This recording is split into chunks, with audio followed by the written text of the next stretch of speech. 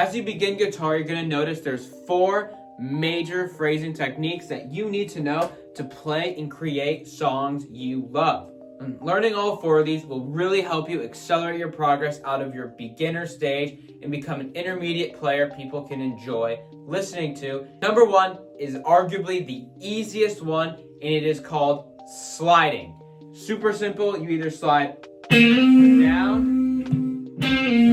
or up to between notes or notes like this. And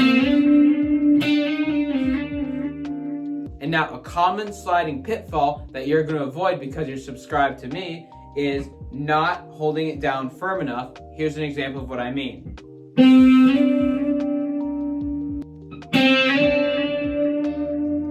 Holding it down firmer keeps the sustain of the next note longer.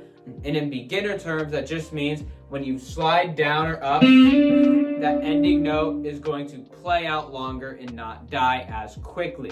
The fact of sustain, we're going to lead to number 2, which is vibrato. Whenever you play a note, you can play it flat like that, or you can add a little wobble to it like this. And that wobble is called vibrato.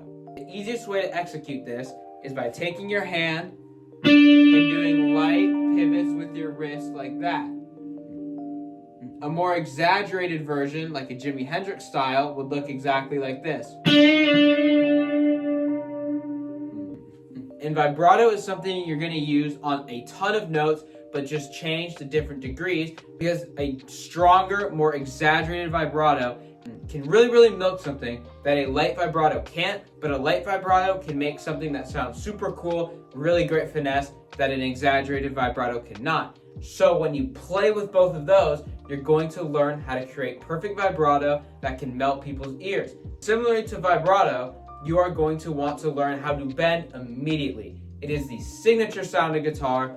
In all those great solos, you always hear some type of bending thing. And here is a proper form to do it, because it's something so many players slip up until they're really into that intermediate stage, but you're going to be ahead of them. The most intuitive thing that you've probably experienced is just pushing your fingers like this. But in the same fashion of vibrato, you actually just want to pivot your wrist. And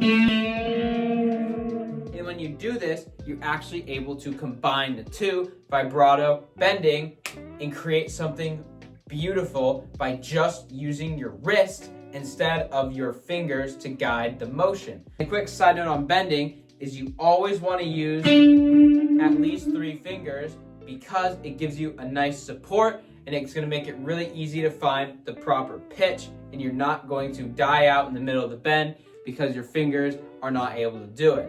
Fourth one is the one that usually takes people the longest to learn because it's a matter of finger strength, and it's called Hammer-On and Pull-Offs, which also is called trilling. A hammer-on and pull-off is really simple. You play one note and then change the note to another note without using your pick. And it's really hard to make the second note have a lot of sound until you practice it a lot. You practice doing it very firmly. The firmness, just like sliding, is what determines how well that next note is going to ring out. And once you learn how to do this, you can make really cool sounds like this. And you can even pair it with bends like this. Now that you know the 4 fundamental phrasing techniques, I'm going to give you a couple simple practices in the next minute for you to learn it. First one is mastering finger strength.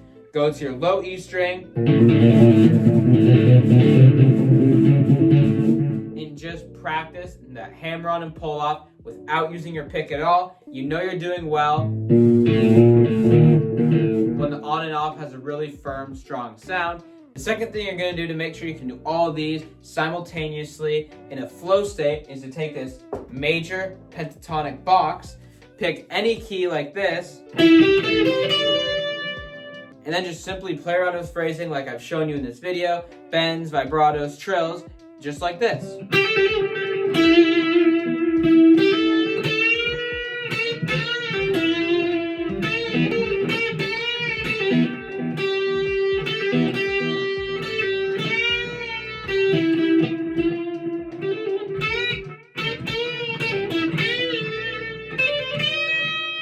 you want more guitar content to accelerate your learning, subscribe right now so you do not miss more posts. And of course, like this video if it was super helpful to you, and comment any video suggestions so I can create content catered to helping you learn faster, better, and stronger.